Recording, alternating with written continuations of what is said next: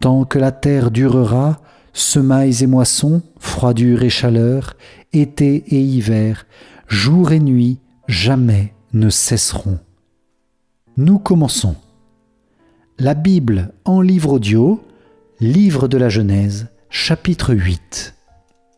Dieu se souvint de Noé, de toutes les bêtes sauvages et de tous les bestiaux qui étaient avec lui dans l'arche. Il fit passer un souffle sur la terre. Les eaux se calmèrent. Les sources de l'abîme et les vannes du ciel se fermèrent. La pluie des cieux s'arrêta. Par un mouvement de flux et de reflux, les eaux se retirèrent de la surface de la terre. Au bout de 150 jours, les eaux avaient baissé. Et le 17e jour du 7e mois, l'arche se posa sur les monts d'Ararat. Les eaux continuèrent à baisser jusqu'au 10e mois. Le 1er jour du 10e mois, les sommets des montagnes apparurent.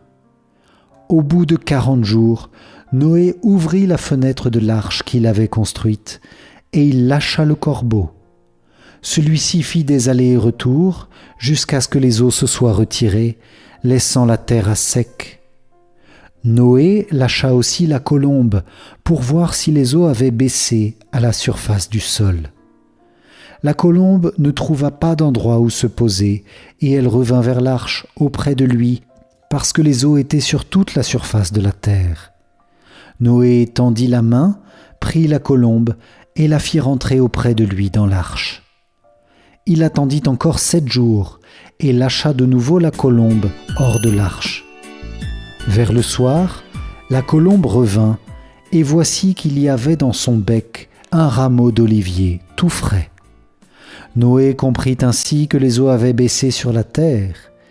Il attendit encore 7 autres jours et lâcha la colombe, qui, cette fois-ci, ne revint plus vers lui. C'est en l'an 601 de la vie de Noé, au 1er mois, le 1er jour du mois, que les eaux s'étaient retirées, laissant la terre à sec. Noé enleva le toit de l'arche et regarda, et voici que la surface du sol était sèche. Au 2e mois, le 27e jour du mois, la terre était sèche. Dieu parla à Noé et lui dit : « Sors de l'arche, toi, et avec toi ta femme, tes fils et les femmes de tes fils. Tous les animaux qui sont avec toi, tous ces êtres de chair, oiseaux, bestiaux, reptiles qui rampent sur la terre, fais-les sortir avec toi. Qu'ils foisonnent sur la terre, qu'ils soient féconds et se multiplient sur la terre. » Noé sortit donc avec ses fils, sa femme et les femmes de ses fils. Tous les animaux, tous les reptiles, tous les oiseaux, tout ce qui va et vient sur la terre, sortirent de l'arche par famille. Noé bâtit un autel au Seigneur. Il prit, parmi tous les animaux purs et tous les oiseaux purs, des victimes qu'il offrit en holocauste sur l'autel. Le Seigneur respira l'agréable odeur et il se dit en lui-même :